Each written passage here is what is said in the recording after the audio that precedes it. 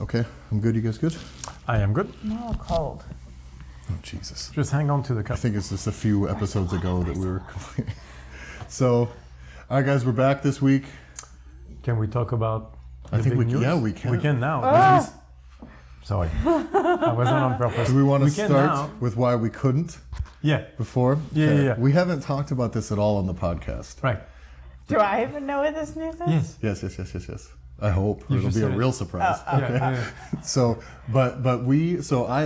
we've had like this long, slow, bureaucratic nightmare getting our residence permits here. For the record, we did not. I It's had true. a smashing time. It was easy. I was done in It wasn't that easy. You We arrived- wished about it enough. True. It wasn't that easy. Now, They gave you a lot of shit the to question do. is- All things considered, with Yeah. as many individuals that I helped apply for citizenship in the States, Yeah, my process, Was I pretty have easy. little to complain about. remember It was a you. bit long.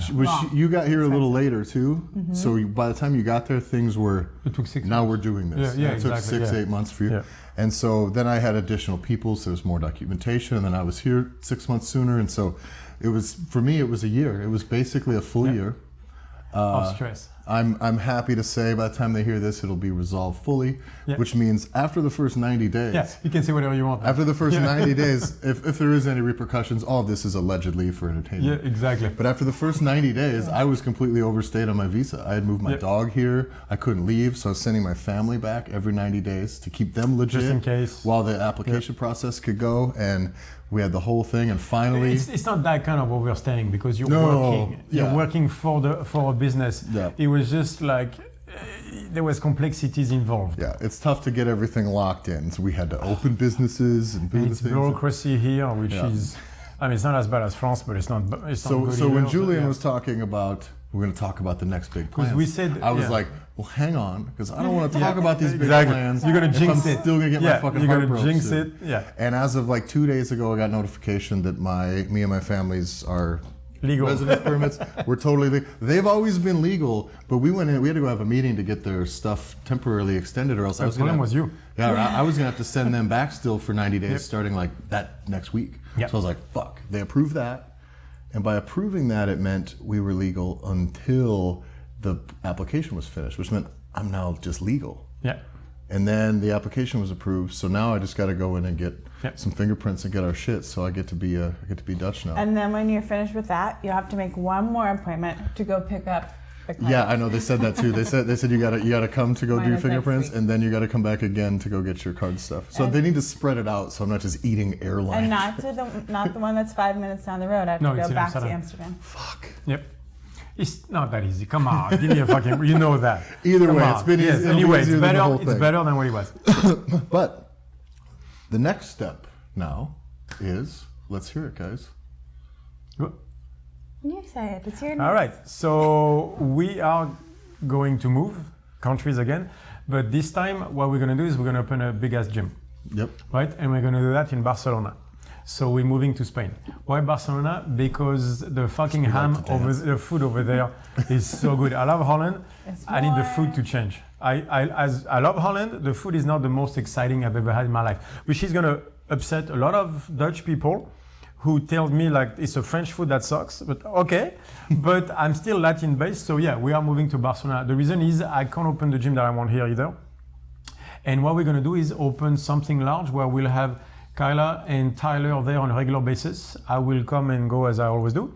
But we're gonna have like, she's gonna run a CrossFit, affiliated the whole thing. We're gonna have a powerlifting team, a strongman team, because they have the Arnold in Barcelona every year, which means I'm gonna go back to competing in strongman.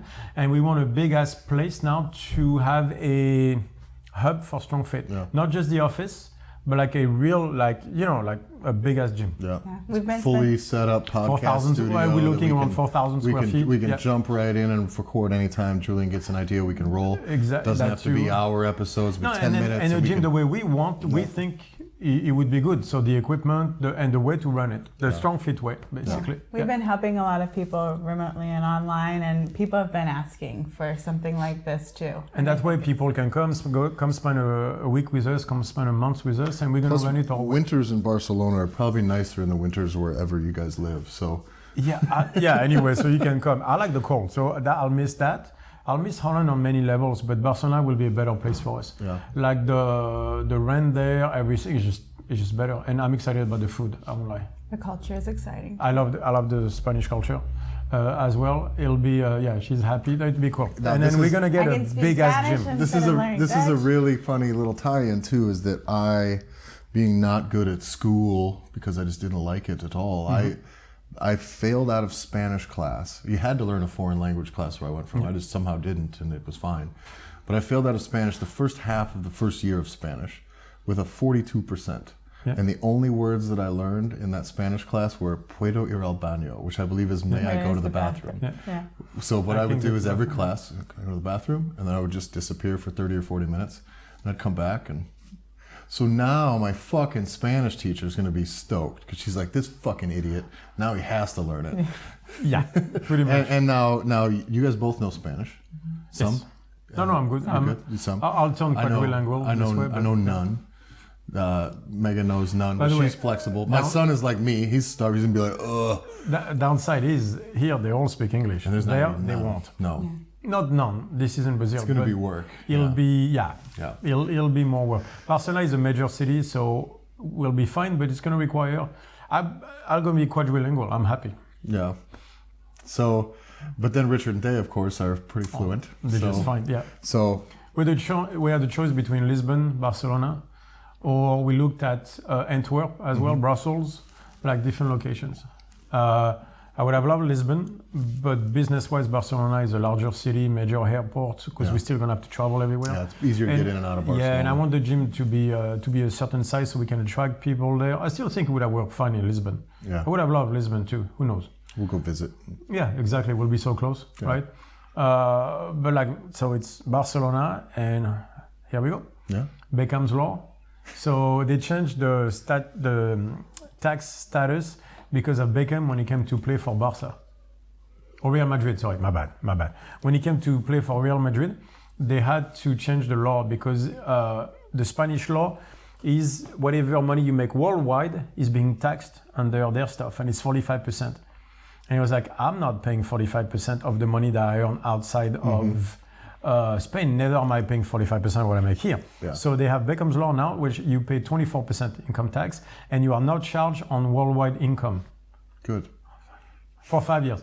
And then when you see how we do this. But it's so funny. When we went to Palma for Richard's birthday, Palma de Mallorca. I was eating tomatoes like apples, and I was like, the avocados are nice. And me, it was like the ham. It's mostly fat, like it's 80% fat. I was like, I can get this all day. Having that just good produce and the food is. Yeah. I like the food. everything makes me. We're excited. I told my wife, you know, obviously it's like, well, we're thinking this or this or this, and like everything, she's like, okay. Yeah. Awesome. Yeah. Yeah. It's, That's how I know I got a good one. She's not worried about like, are we gonna make it? Yeah. Geez, what is this? The second country in 2 years? What are we gonna do? Move every year? She looks at it like, wait, can we move every year? Yeah. I'm like, we might.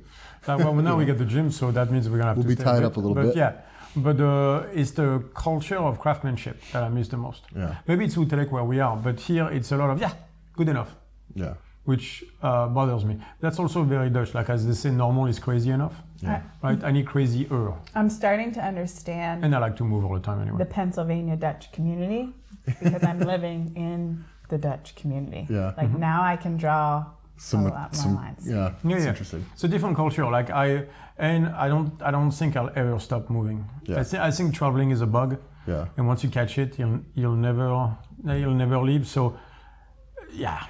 We found that like in every new situation and every new group of people you meet and every new thing, it's just extremely valuable. And so like when the thing you is learn like, so much. it's like, oh geez, do I got to stay anchored into this? It's like, I don't know if the next thing was as awesome as this thing.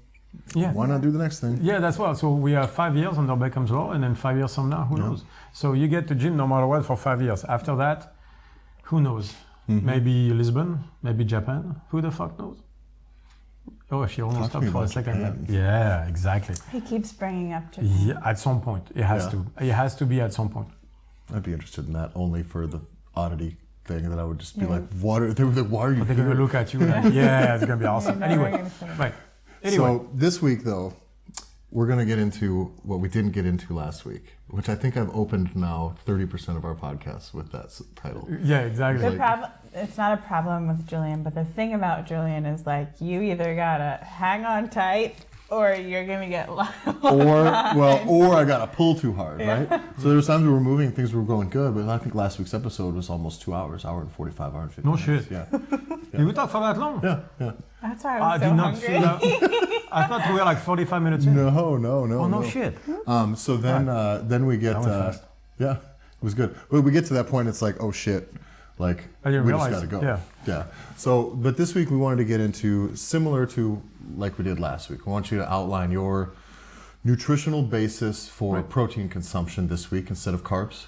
Right. And we're going to dive in with all of the things that we see out there, or that we've heard, or that we've always lived by, and we're going to kind of try to. So let's start with what we know for sure about protein, right? You need to eat protein every 2-3 hours to achieve maximum anabolism. Ideally, right? It would be slow absorption. Right. This is how you have protein all day. This is how you build muscle. You get leaner through it and all that stuff, right? So you cannot consume too much protein, right? That's the impression I was under. Yeah. Right. So of course you can, but you would have to. Like the problem is digestion, right? But what they tell you is like, the more protein you eat, the more muscle you build. You'll stay fuller for longer. Your body will use it. It has no place to store it. Right. All right. So. Well, there is some value in that, right? I used to have somebody else had said this before me, but I would parrot it like most things. I just don't know the background of. I would just say it. But it was like, they had somebody would say like, well, the body doesn't have any way of storing excess protein necessarily, and I would be like, well, looking at me. And looking at these skinny people, it looks to me like I store a lot of excess protein, more than they do. Yeah. All right, so what is it? So what, first of all, my question is simple. You have a lot of people that go to the gym out there that eat protein all day, right? And a lot of CrossFitters do that, right? We've seen. During exercise. During exercise and everything. So my question is, how much muscle have you gained in the last 2 years? How much muscle have you gained in the last 3 months? Because I gained 6 kilos. Yeah. Eating only protein at night. I probably eat 100 grams a day. So, and all bodybuilders tell you it's at least 1 gram per pound or shit like that. I'm not even close to that. Yeah. I'm probably less than half of that. So, and again, my question is, how much muscle have you gained? Because if you keep building, so all you have to do is have the protein, you're going to build muscle. All right, so every guy that I know that goes to the gym wants to build muscle. How is that working? You just have to eat more protein. All right, so that means that everybody would be 110 kilos of muscle by now. Well, no, because the rule of thumb is that you eat your body weight in grams of protein, no matter what. And so pounds to grams. So if you're, or what is it? Would it be Anything 2 grams? more, 2 grams per kilo. All I got to do is if you weigh 100 more. kilos, 200 grams of protein. Right, and then if I do that, and of course that's not a formula I recommend. That's just a standard. And if I do that, I just gain muscle. It's that simple, right? I think so. Yeah. So why are we not, all the guys that want to get big and muscular, so they just have to eat more protein. Then how come we're not all like gigantic mass monsters? I think what gets pointed to that always too is people will then just go to your actual adherence of the diet. Then be like, well, are you really eating enough? Or are you eating shitty the rest of the time? You know what I mean? That's what usually comes from all right, so the other side of can I offer different points to that? First point is we did a podcast on the melanocortin axis that was showing that you can gain fat by triggering the vagus nerve. Right, that was the melanocortin vagus axis. Right, so when you eat protein, through the gut flora and because it takes so much energy to digest protein, right, you trigger the vagus nerve. So that means that eating too much protein by itself would trigger, fat gain mass. That's what the study was saying. Yeah. It's like a trigger. We don't understand fully, by the way, the mechanism of gaining weight. It's not that simple. It's really not that simple because it's basically hormonal with a number of stuff. But what it seems is that the vagus nerve triggers the fat mass gain, and we know anything that triggers the vagus nerve at the expense of the melanocortin axis, the sympathetic, raises the fat percentages. That means that if you had too much protein, you would trigger the vagus nerve and then you would turn toward fat. By the way, one of the most destructive things you can do for your system is having undigested protein in it. Like if you have undigested protein, it falls into the colon where it putrefies, right? Turns into bad, and then that has been shown to kill gut flora more than almost anything else. So having undigested protein of your system is a death sentence for certain health markers, and that's been proven time and time again. So having more protein than you can digest is actually extremely harmful to your health. That one is obvious. Another question is, what is too much protein? And that's the question, right? So you talk about undigested protein being a problem. Well, if I digest it well by being in a place that I'm supposed to be able to digest it, then what's the problem of eating it? Exactly. So let's talk about that. When the timing of being in a good place to digest protein. So we know that if you're in the sympathetic side, it inhibits digestion. So we also know that protein is the hardest thing to digest. Outside of broccoli, what requires the most energy to digest is protein. All right, so my point was like, all right, so let's talk timing. We have circadian rhythms. Cell, like anything on life, has circadian rhythm. Every cell in your body, regardless of the macro or the micro, every cell obeys the circadian rhythm, a 24-hour clock. Right? That's just the way it is. That's the way the world was built. I think I've seen too that includes cells that do not have any direct feedback to light exposure at all. Meaning those are cells that are only receiving that from your body's peripherals. Exactly. Basically. Right. 12-hour hunt, through the nervous system. Yeah. Through the nervous system. So that means that I'm going to oversimplify a little bit, but you want to be active during the day, resting at night. Right. So active is toward the sympathetic part of the nervous system. Rest is toward the parasympathetic nervous system. So that would tell you that you want to be in sympathetic during the day, you want to be in parasympathetic at night. All right, so that goes through the nervous system back to the software. So my thing was, if we know that protein is so hard to digest, right, that it requires you to be in a parasympathetic state, right? So that means why would I want that during the day since I'm supposed to be in sympathetic? If your cell react to the day as let's be active, and then that means as a macro element, that means your nervous system is more toward the sympathetic side of the peripheral, because that's what's being activated during the day. It will inhibit part of your digestion. Why would you want to have protein during the day? If you have protein during the day every 3 hours, that means that you keep yourself continuously into a parasympathetic state or close to it. That is my question. We've talked about this before. In this exactly right, like protein needs to be in a parasympathetic state. Yep. You need to be in a parasympathetic state to digest protein effectively. Yep. But you're mentioning too, like what comes first, the horse or the cart? Like, so if I'm eating protein, is it going to make me into a parasympathetic state? I mean, I would say objectively, kind of does sometimes. If I'm going to sit down and eat a bunch of meat right now, I'm going to. Let's look at those. Let's say you eat enough protein, it puts you in parasympathetic state. So the cause, state. who's the but let's say both can happen. So let's talk about both. Let's talk about both. The first one is yes, it puts you into a parasympathetic state. Okay, so you have steak, you're in a parasympathetic state all day. You get to nighttime, right? So now you have to be parasympathetic state again, but you wear that all day. Yeah. What are the chances that there's two things that set circadian rhythms? There's the light, and then there's the gut flora.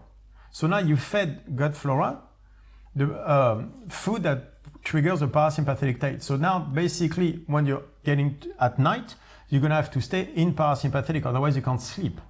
So that means that having protein all day would affect your sleep patterns. Otherwise you are constantly on only one side of the nervous system, which goes against circadian rhythms. And based on kind of the arch concept that you teach with everything too, is that if we're only spending so much time in the parasympathetic, it will weaken the fight. We're going to have less and less. Well, we're going to have less and less of that useful, anyways. Meaning, in the evening when we do need to sleep, so you might kind of be tapped. What happens if you take naps all day? How are you going to sleep at night?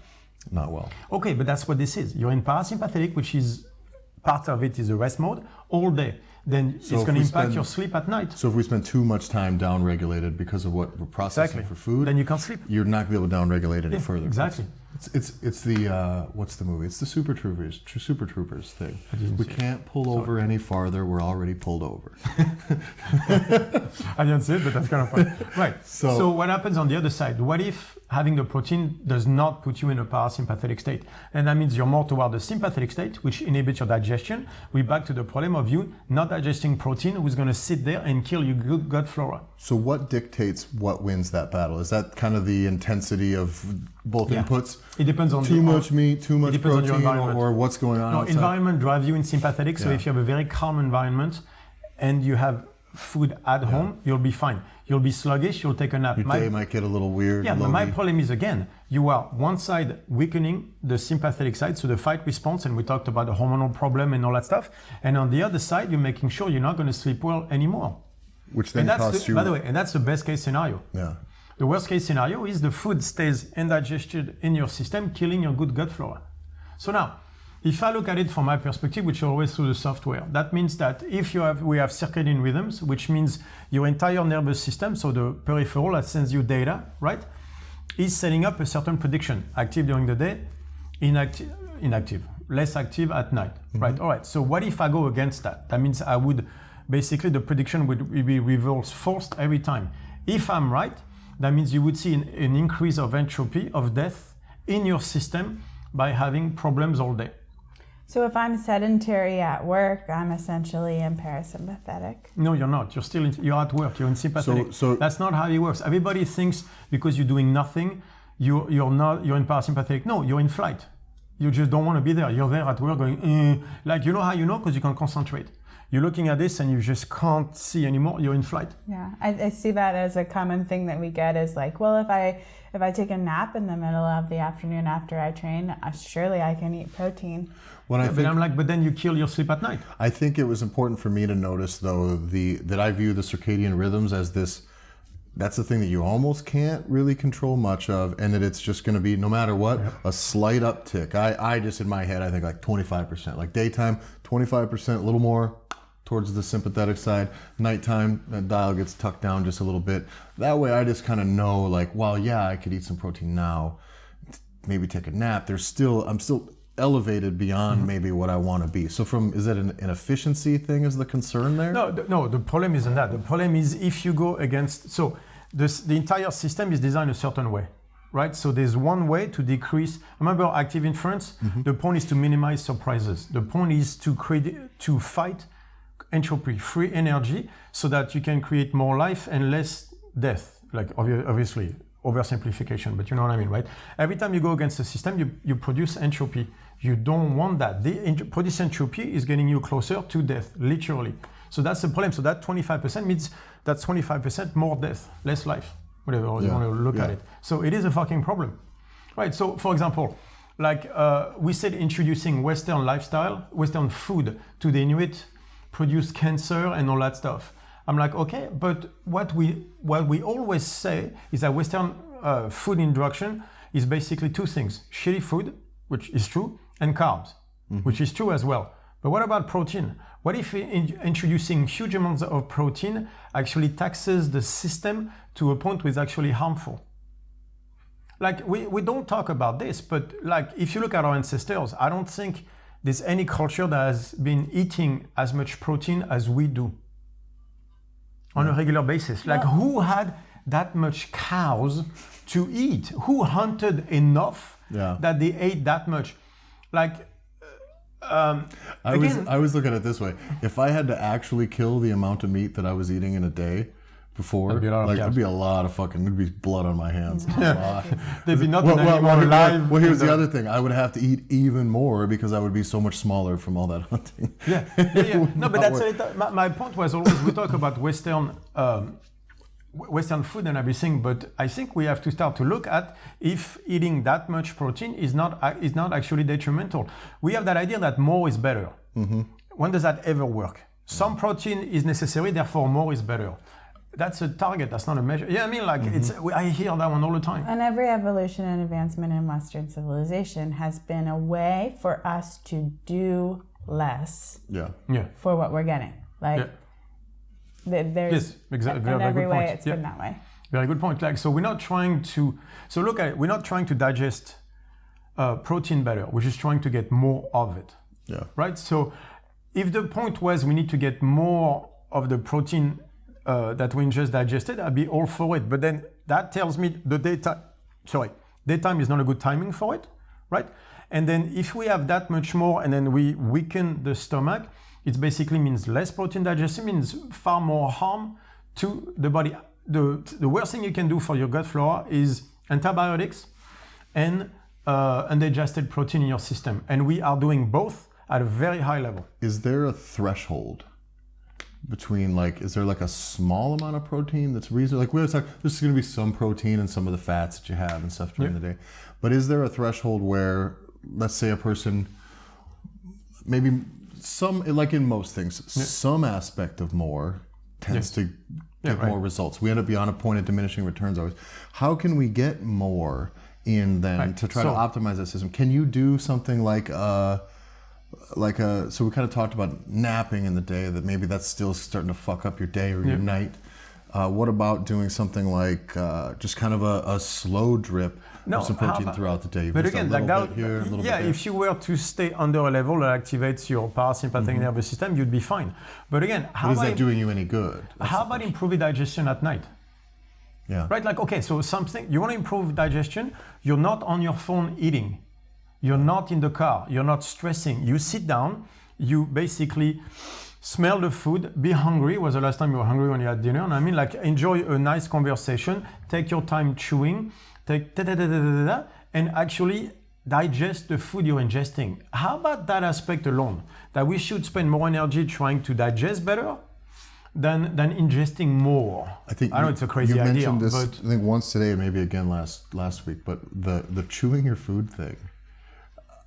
I can put down some food that I've barely chewed, and I used to eat in a hurry so much that it's and now I really notice it now. If you think about how much extra work that is on your body, some of the giant chunks of steak I've just and we're good, off we go. You know what I mean? It's what are you doing down? How long does that have to soak? And the problem is, at some point, if it soaks too much, it's not being digested. Remember, most of the acid is here. There's a number of stuff like that which doesn't work. So the easiest way of all this is how about you digest better? Yeah. Because you already have more protein in your system now. Same amount, digested better, it's more in your system. And that's the way to get more. And you've talked about it's nutrients digested, not just ingested. But I think that's the point. Everyone is going to come at you with this and say, well, you need protein, it's the building blocks for muscle, you need the full amino profile. When do you build muscle? Yeah, exactly. At night. So that's the question. And this was the thing that I think it was, Dr. Andy Galpin had said this before. It was your body needs what it needs when it needs it. When it needs it, exactly. And so you tell me what you're doing right now that is in desperate need of fucking protein synthesis. Not doing and why shoving a bunch of meat in your hole is going to fucking take care of it. That goes against circadian rhythms. Yeah. What about circadian? That's a simple question. What about circadian rhythms? When do you build muscle? At night. We know that. Growth hormone and everything is deep sleep. Yep. By the way, you want to build muscle? Sleep correctly. Mm-hmm. That was the piece I remember. It was Ben Pakulski said it 100 times. Is Stanley Fielding. He was people don't need to eat as much protein as they think. Even the guys that have been in the game, the guys that have been in the game a long time, they're not out there recommending 400, 500, 600. They're not. They just get sick off protein. They know that digestion does matter, and then it's not about putting it in your face. So I would go further because I look at it from a software perspective. If you put yourself in parasympathetic during the day, you will increase the stress on the system, and that leads to free energy and all that stuff. Mm-hmm. So I started to shoot that idea to Rob Wolf. I was like, hey, what do you think about that? And then he sent me this paper back, right? So I know everybody always thinks I'm crazy. I'm like, all right, so let's see. And then entropy generation and human aging, lifespan entropy and effect of diet composition and calorie restriction diets. Right, so this is by Carlos Silva and Kalyan Anamalai, Department of Mechanical Engineering, Texas A&M. Right, so this is amazing because I did not know about this paper, but Wolf just sent it to me.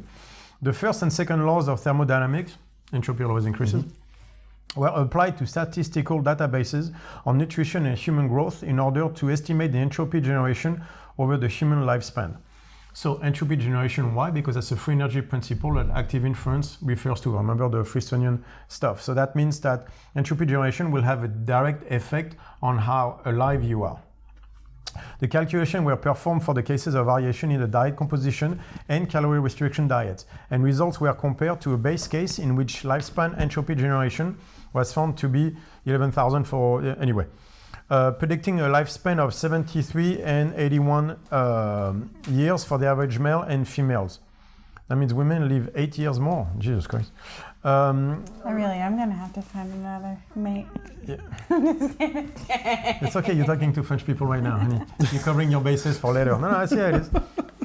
From the analysis of the results, it was found that changes of diet percentages of fat and carbohydrates do not have a significant impact on predicted lifespan, while the diet percentages of proteins has an important effect.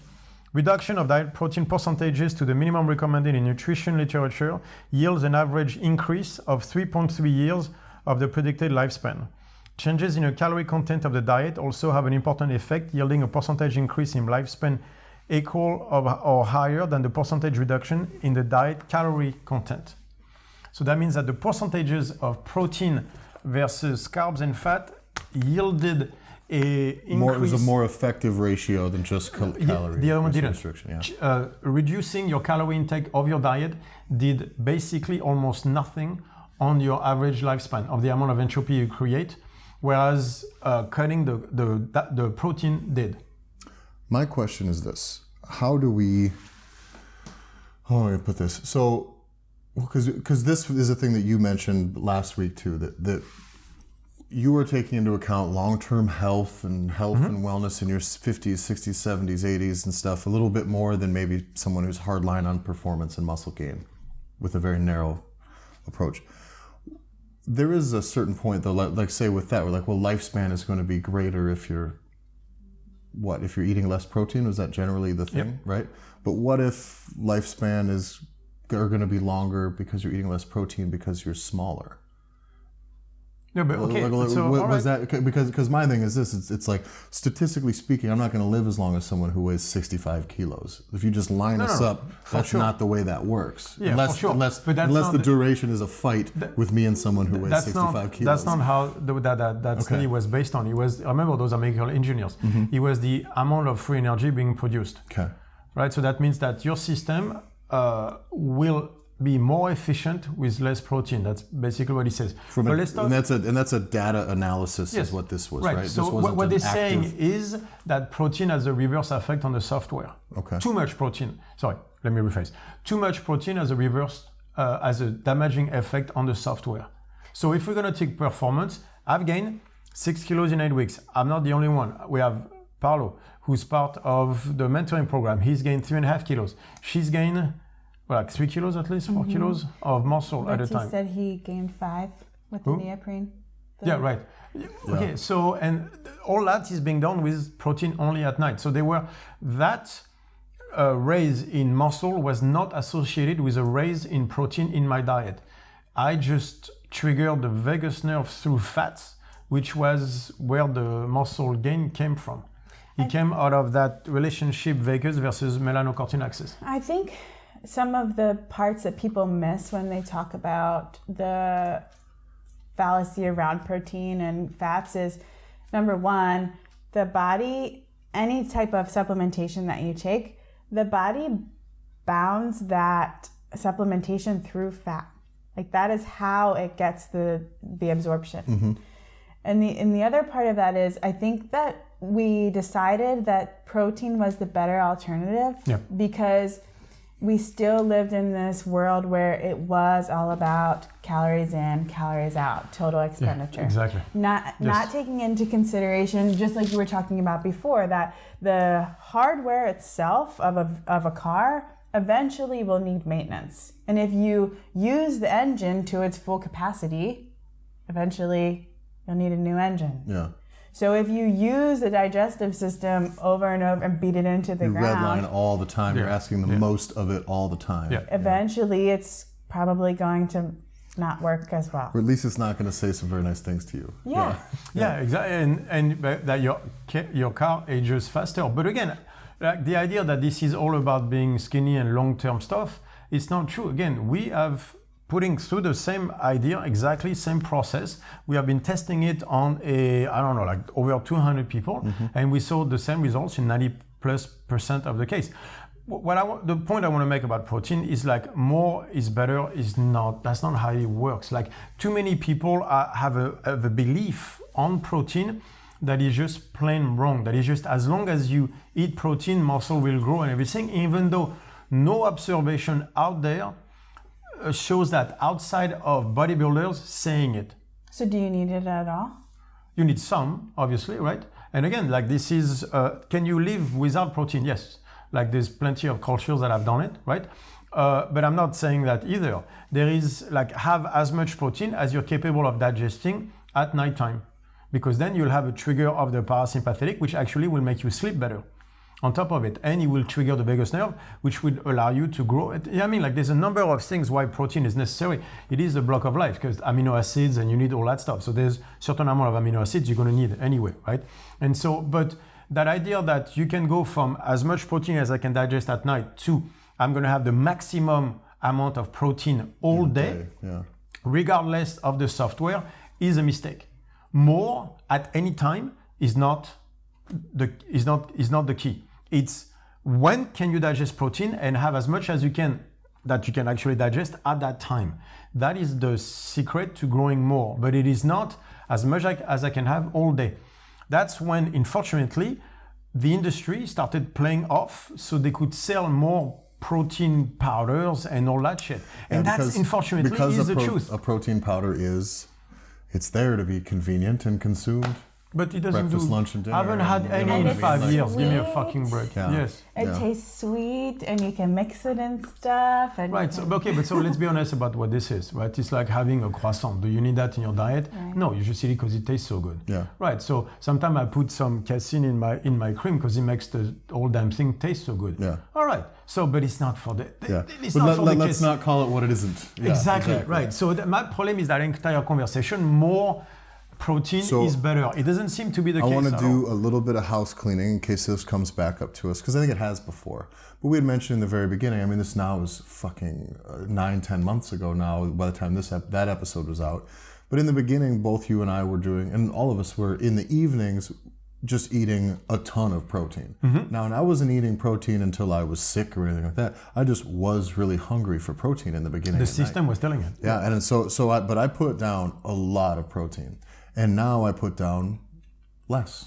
It just is less because I don't feel like I want it anymore. And for my training and everything I'm doing, that does seem to be working. But I think we need to clarify that more isn't better. And someone's going to say, well, geez, you guys were eating tons and tons and tons of protein at night before.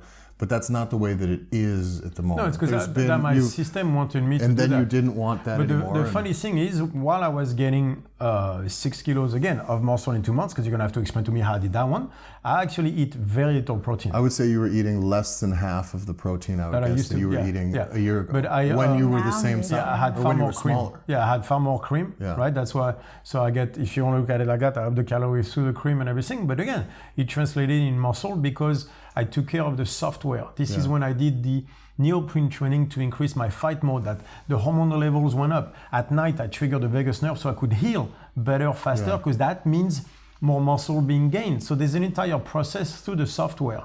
But that idea that you can just treat protein as hardware, like just you eat more, you build muscle, especially during the day, does not fit the observations that we see. So, and one of the things also is when we talk about the problem of Western food culture, like I think the amount of protein that you eat per day needs to be included in the conversation. It's just the second I say that, people are like, oh, you're saying you don't eat protein. I'm like, I'm not a vegetarian. I eat animal meat every night. I'm not low carb either. I used to have a lot of carbs when I train. Right now I have no carbs because I'm trying to figure something out.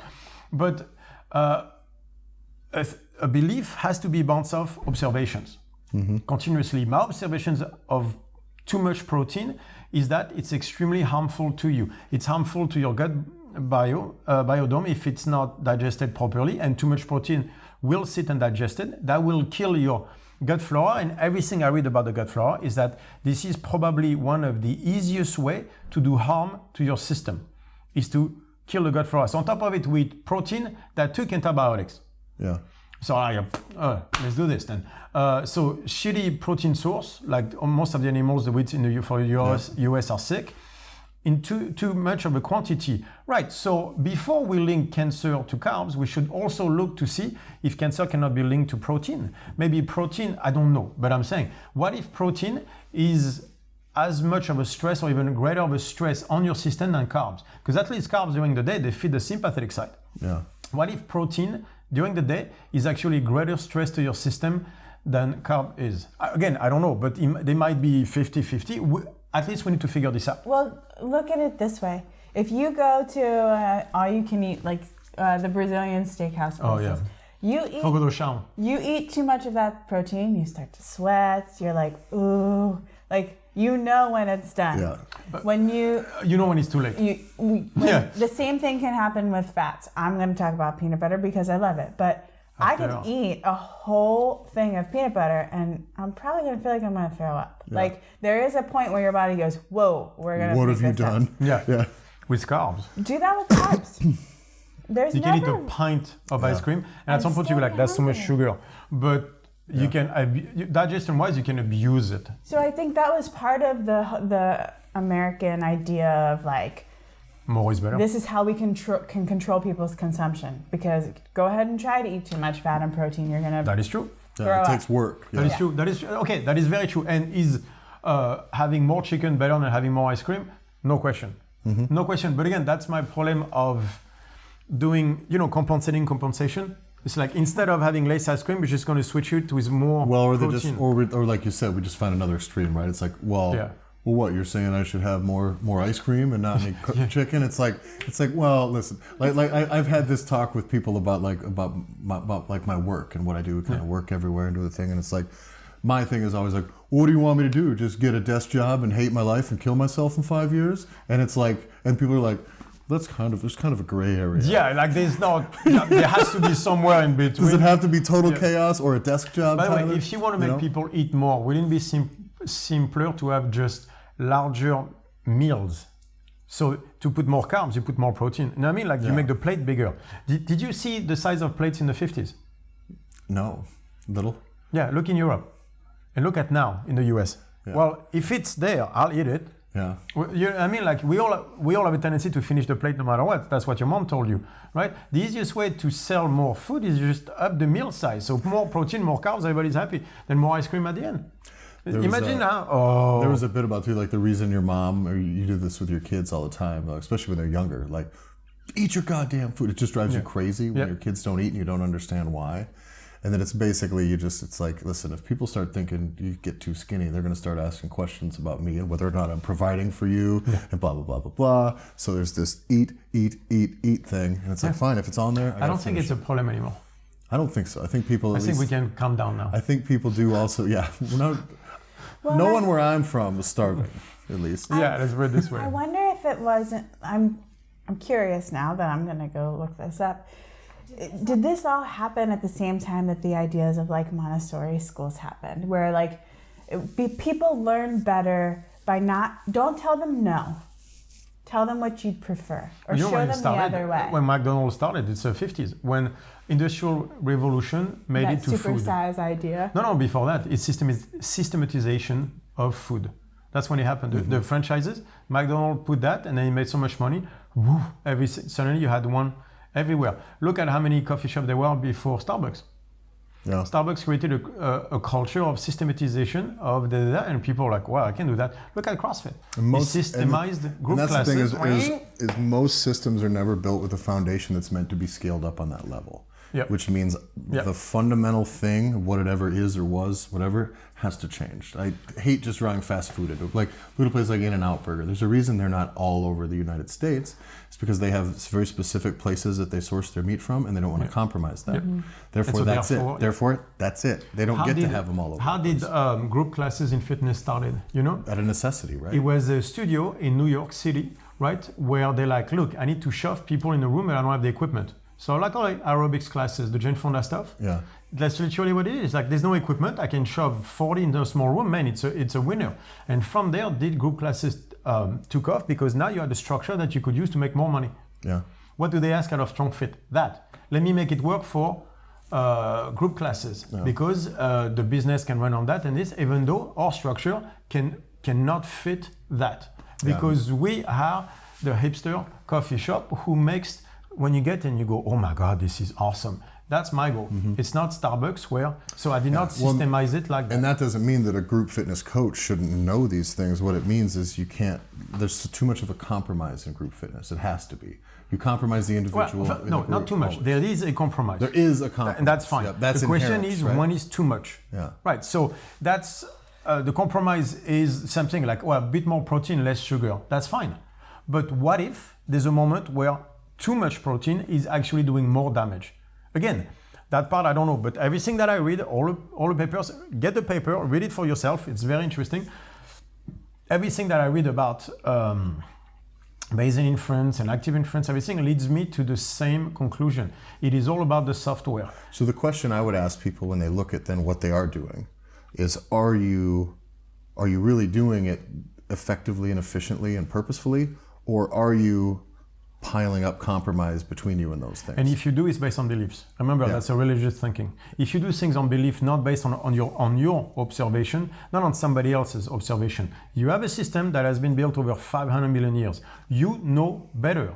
Just don't be lazy. The amount of people I've heard with like the carb situation, I should have brought up last week, but who will say, they'll just start drop, but what about glycogen and insulin and blah, blah, blah, blah, blah. But what I just want to be like, I'm going to be like, you tell me what your experience is with glycogen and insulin and carbs and after training. And like, tell me that, because it sounds to me like someone told you a thing and you're reading it to me. Like that doesn't mean anything that you did or felt or anything. But the honest truth of it is not, we know that all of these things are right. We know what we're doing is dangerous.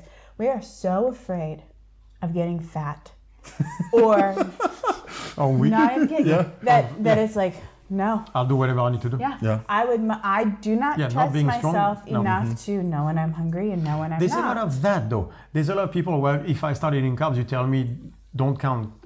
So we saw that a lot. It's like, don't do macros. Then I'll fucking eat the whole bag of cashews and the whole bag in chocolate. And I'm like, well, in that case, we need to talk about that, because the problem is not food. The problem is you. If you need to eat that huge quantity of protein, it's because you're reasoning with yourself that if you don't eat it, and the carbs, to me, it's usually whenever I see people that cannot control their carb intake, I can look at their lives and go like, can we talk about this, please? Well, that's a thing I always point to when someone says, well, I got to count macros so I can do this and this, and I know I'm not having too much of this, otherwise I'll just go nuts, like you said. Exactly. And the issue really is like, well, what did you just say about yourself? Yes. There. So you just told that to me. Yeah. And I don't think you fucking heard it. Mm-hmm. Because I could not agree more. Because that is the thing I need to fix. Yep. Because then you'll actually start working with yourself. Because now what you're doing is working against yourself. Isn't that crazy that people think they can get better without working on themselves? Because isn't that the most insane idea of all? Is exactly that. I told myself the story that because I can do this, I have control over my behavior. But the truth is, I do this because I have zero control. And you've given it over to someone else. Yeah. Yes. Is that, again, where is the... But you see that in business, where people give control of their business that they know better to some kind of a consultant to giving them a generic thing. Is like the idea that you can get better at anything without you getting better at it is... And without paying a price that's beyond money. You don't get to just buy a thing and plug it into your life and plug it into that. Just like, that's why you don't get to read, 200 grams of protein. And no, again, then if you do that, it's based on belief. We're going back to bad science, bad life, bad everything. It does not work like that. It's belief versus observation. Don't let go of the belief, but observation are then on a daily basis. Does that mean that your diet will change every day, every hour? Yeah. You're going to have to know, am I hungry, am I not? Do you know the difference? Really hungry? Am I not? What I thought I was hungry last week was not hungry. I fucked that up. Yes, now let me try again. Right. I did that yesterday where I thought like, I look in the fridge and I'm hungry, but actually I got hungry after I saw the food. Yeah. So, I mean, like, yes, all those things you're going to have to learn about yourself. Speaking of that bit, the craving and control and things like that, I don't think I brought this up last time, but I had family that was here and they stayed with us for 2 or 3 days, and it was really interesting how much separated I am, my family is, from the like eating when you think you should eat stuff. Yeah. Like I don't get up and really do breakfast. We all have some fucking cream in the morning and just kind of take it a little bit easy. And we don't really have much until the evening. Yeah, socially it's hard. And then, and so I'll have them around. It's like, what are we gonna do for breakfast? And I'm like, guys, this is really fucking inconvenient. Like, you want me to take you into Vienna, we gotta go see all the stuff, and you wanna stop for a 90-minute European breakfast because you don't get in and out of restaurants quickly here. Yeah. You know, we talk about eating too much and getting the meat sweats. My go-to thing after we would eat at a restaurant or a buffet or something like that, I would get done eating and my wife and kids would always joke, like, as soon as dad's done with his last plate, we better already be outside. Yeah. It's kind of how the deal is. Because when I'm done, I go like this, put a napkin over the plate, and I'm just, let's go. Yeah. Because I need to get in the car, get home, and be done. But so I'm used to like a 15-minute dining experience. It takes 90 minutes there, so it takes all this time.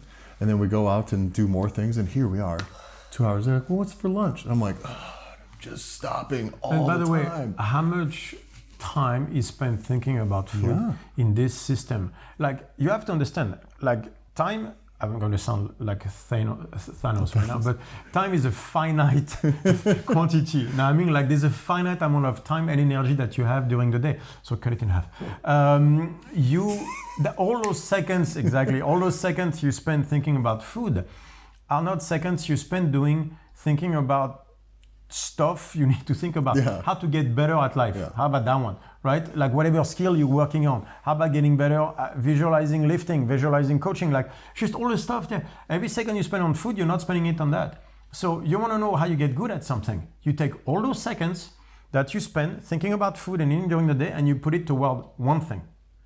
If you were to just do that, just all the seconds you spend thinking about food during the day, put it toward one activity, and just that alone, you'll get so much better at it, right? So that conversation alone needs to be had. And the reason you're spending so much time thinking about food is because you're in the parasympathetic all fucking day, where you're supposed to be fight. What happens when you do something you actually like? You go 8 hours, you never thought about food once. You know what? Because you're being fucking active. That is your normal day. You know, like that day when you spend 8 hours doing something, that is supposed to be a normal day. When you're at the office like this is not normal. You're supposed to go, like this all day and never think about food. That's what a sympathetic is like. So take that time, put it on something of value outside of food. You are not supposed to be in parasympathetic during the day. So does that mean fasting all day? No, you can have fats all day. That's what I do. I have fats all day. Salad with cheese. Morning is just avocado, literally avocado, feta cheese, some oil, garlic, and I shove it like this. You can ask her 3 avocados every morning. Yeah, and I do basically a really kind of just a week fast where in the morning I'll have just cream and stuff. In the morning it works great for me, and I don't even eat much during the day. You eat more during the day than I do. For me, it's great for me. I have fat, I feel good. I don't worry about food, doesn't consume my day, my energy is fine. But like, by the way, if you come, that's the difference between finding out your thing that fits your day and your life. Exactly. Mine, if I am starting to pull away and think about a meal and stuff, it's just easier for me to have myself. I take care of that first, and I'm good. That's the key for me. Is I don't think about it. She makes she makes my avocados. It's in front. I was like, oh, that tastes awesome.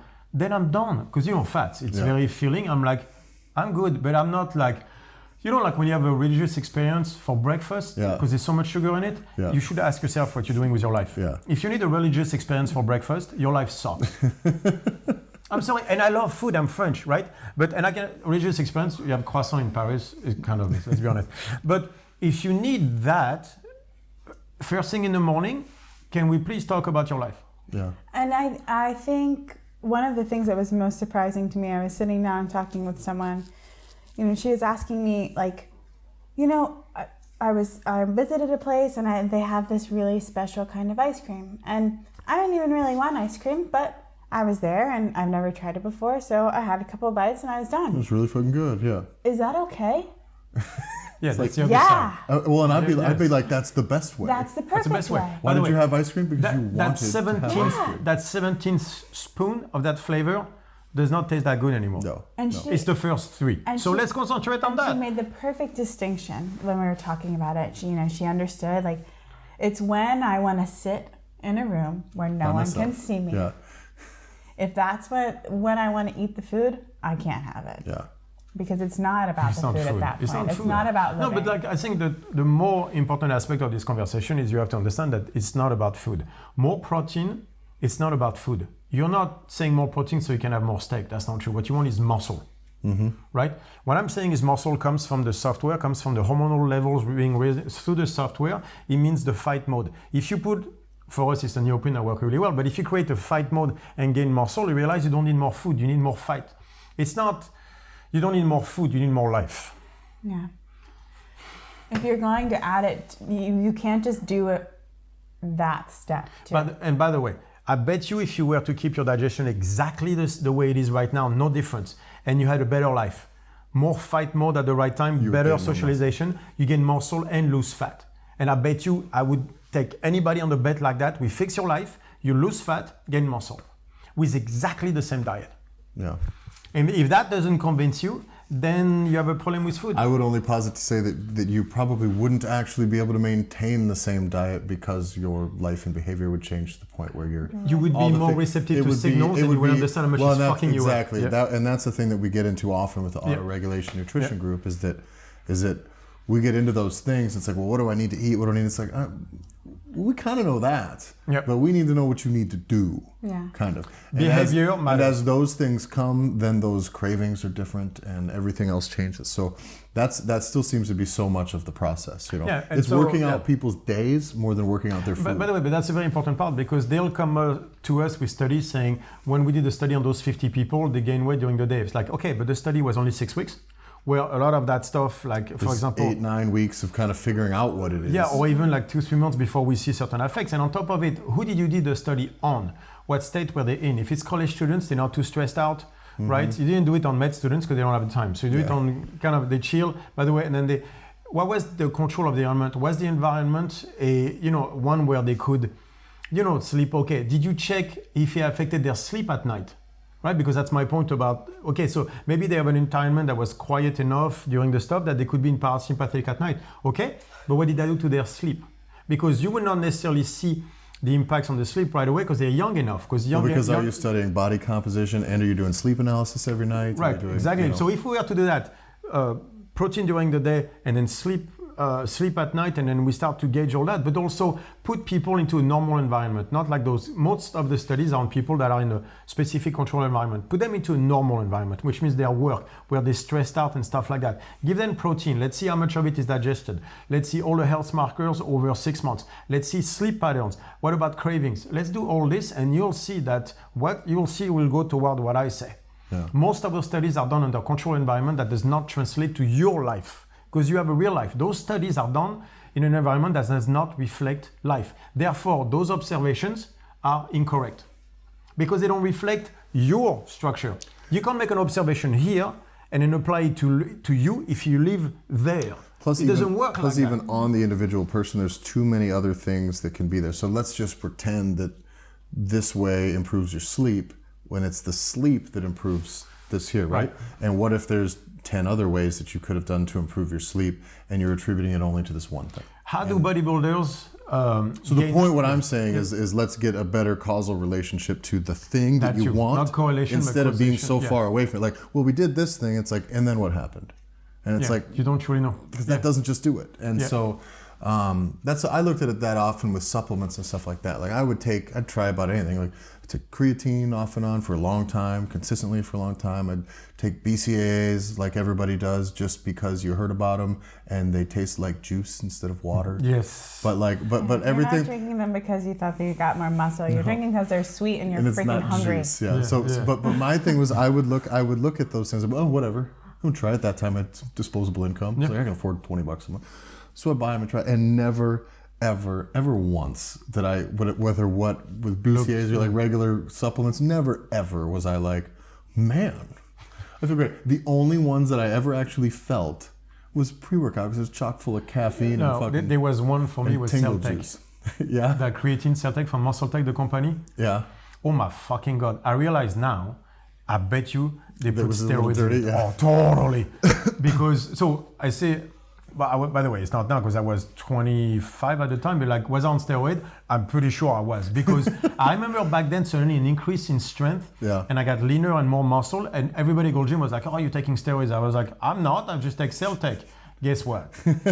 Yeah, when you get some kind of supplement and you go, I am so much better. Yeah, How did I get so you're not good going so to sustain. fast? Let me put it this way: you might not be able to sustain it. And whenever they come up with a new formula of it, Yeah. that's when it's not working anymore because they don't put the expensive shit in it. Yeah. Yeah, come on. Okay. That's the problem with supplements. So now today I take zero, nothing, not even vitamins. Zero. Yeah, I have a 10-pound bag of protein in my cupboard for nights where it's like if I come home and I haven't eaten much, or I ate earlier and it's in it, but I don't want to eat something heavy, then I just go cream and protein and sleep. Okay, where does protein powder come from? Milk. Yeah, it's the top of the milk thing that they scrape. They used to throw the shit away until a bodybuilder came in. It's like, well, that's protein. I can Seems sell like that. a lot of protein and calories. I can sell that. and Yeah, that's it. And Yeah. we've talked about this a million times. Your body does not digest dairy proteins the same way it digests meat protein, animal proteins. It's not And the same. eating a steak is not the same as eating chicken. Yeah, like protein is protein. No, because the software gets impacted. Plus the digestive differently. load does matter. Exactly. It is harder. It's Do me a different. favor It's faster is not always better either with the protein powder. Like, you know. Well, eat chicken and spinach one night, and then eat steak and broccoli one night, and tell me that you did not physically feel the difference between your digestion. Measure your sleep, see how much it affects you. Like, do your own observations too. And that's why there's things with each person though that are going to be a moving target and that are going to change. You may come in and be far more tolerant of steak or of chicken and spinach for a while until that gets situated with you, and then you can step to something maybe a little more By the nutrient way, dense, you a little will higher fat. evolve through your own life, which means But who if you you are never- today is not the same person. But if you never connect yourself to it and you stick to macros, arbitrary protein numbers that are thrown at you that you just have to plug into your day, that you will never get to evolve that system.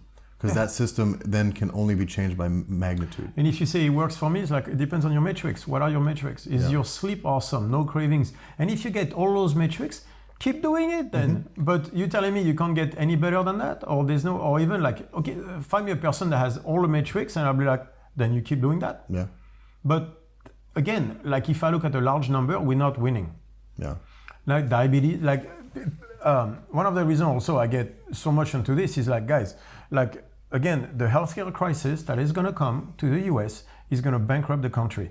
Like, you think climate change is bad because it's going to fuck everybody instead of just America. But yes, it is bad. But I think the healthcare crisis will hit way before that. It takes, on average, a diabetic person, it costs $1,500 a month. Right, you have 100 million that are either diabetic or pre-diabetic.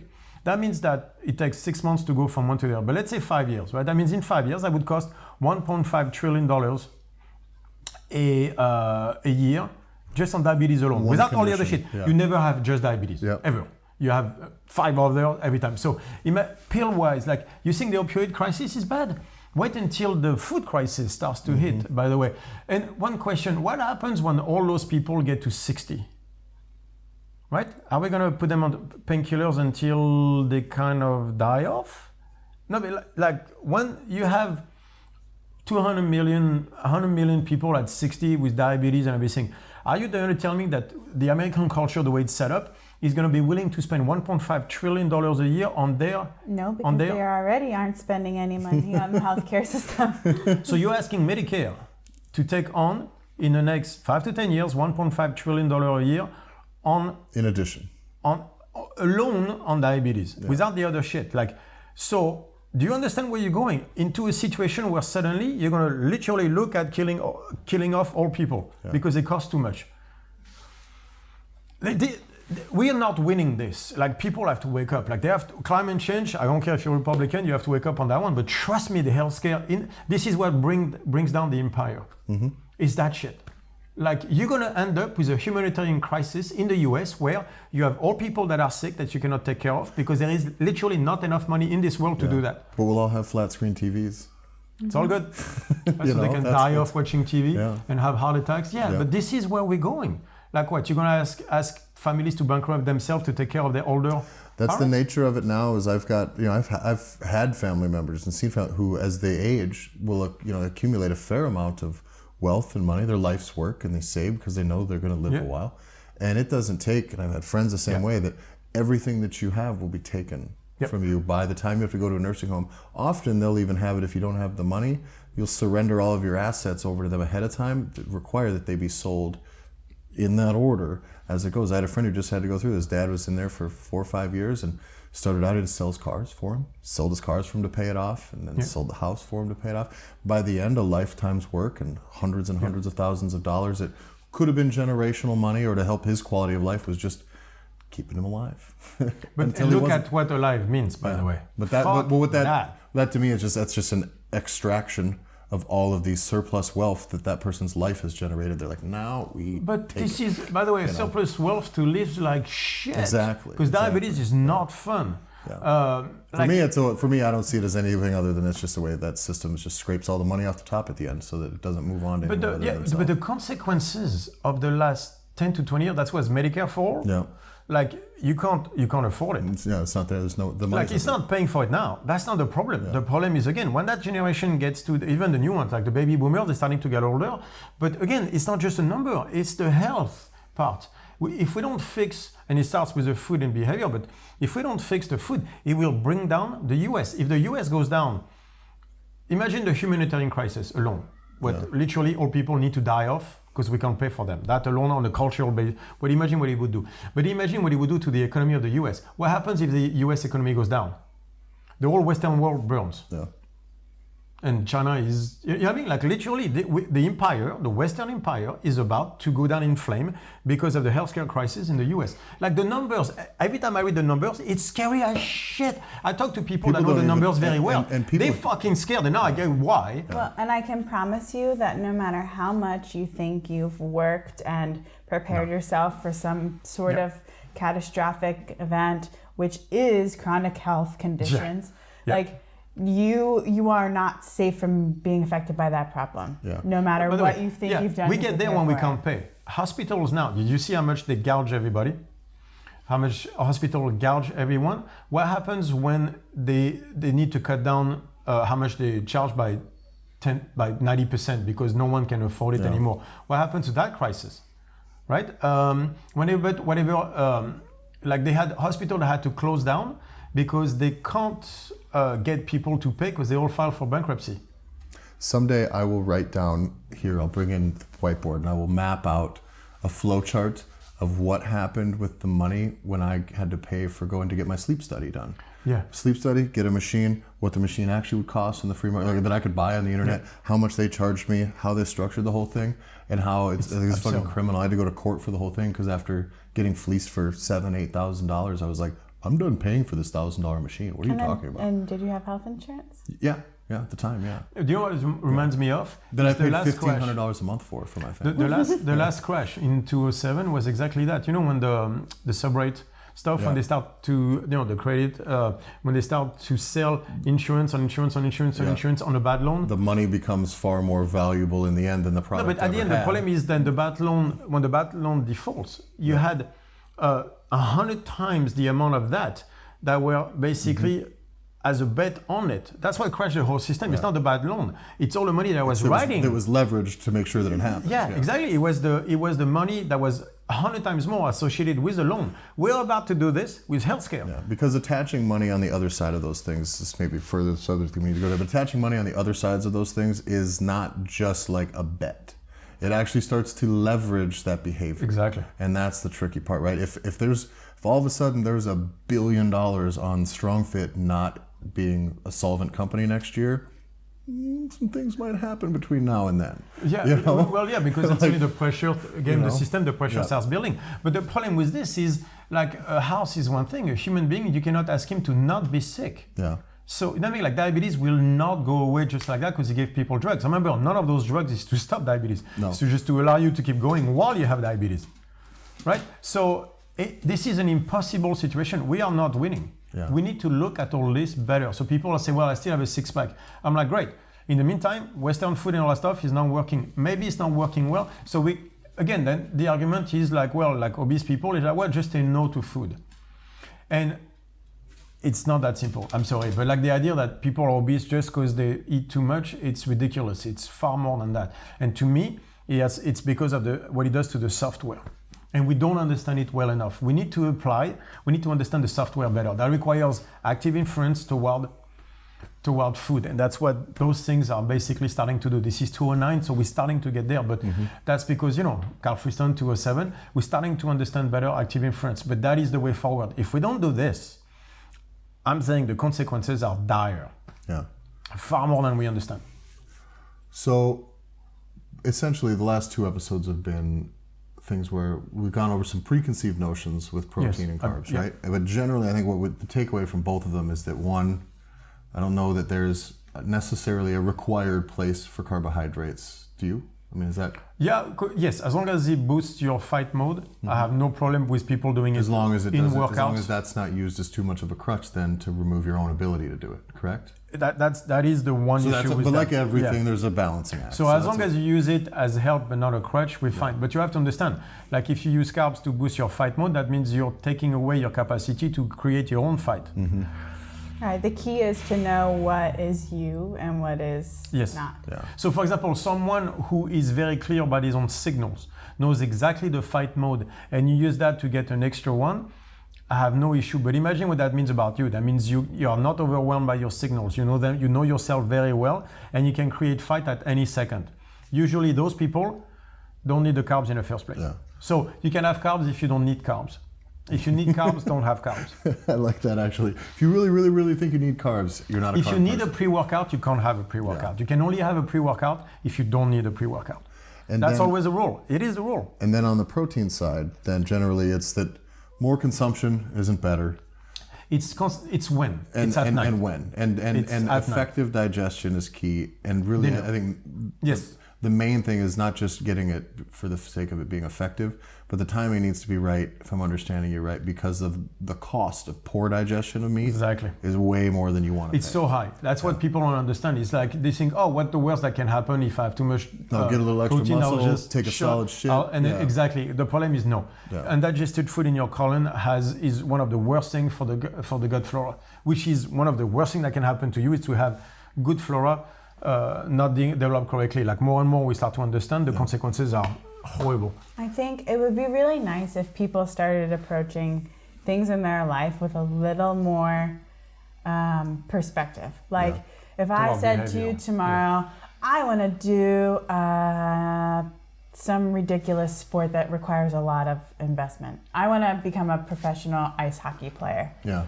So I go out and I buy skates and pants and shorts and like all of the equipment and a membership, and then I never go. That's essentially what you're doing with your nutrition. You're buying all this meat and eating it, and then all of these carbs and eating it, and then you're not doing it. And I think that'll tie into what we're going to cover next week also, which is going to kind of be that accountability, quick fix thing, the taking someone else's thing. Yeah. I think I guess that's one of the big StrongFit principles is like, no matter what, it's behavior first. Yeah. You have to look at your own behavior. Before you go buy stuff or do more of anything, look at your own behavior and see if you can make more out of what you have before you try to get more. Yes. Make sure you get all of what you have. I think it's interesting though that like because we mentioned that it'd be nice if people took a more a different approach to the way that they think about behavior these things, approach. right? A behavior approach and accountability. Somebody had posted this guy as Sean Light. He was a former strength and conditioning coach in a few professional, I think baseball and basketball. He said, anyway, he's posted this the other day that I liked. He said, if everyone understood the depth and complexity of training, everyone in the world would have a strength coach. However, if everyone understood the depth and complexity of training, many strength coaches would be looking for work. And that's kind of the thing. What we do is we look for these things, and this will tie into what we do next week, which is we look for somebody to just give me a thing. I don't want to think about it. There. And it's tough to get past that point of people don't understand that it has to be fully that goes back into the matrix, like your measurement versus target. They are doing that to us since we're 5 years old, giving us target to meet instead of understanding measuring. And again, even from AI, we're starting to see that it doesn't work. It doesn't make you any better. It's actually make you stupider to set after target. So that's what the problem with objectives. We'll make a podcast about that. But careful with your objectives. Have measurements. Objective is just a way to fail until you meet them anyway.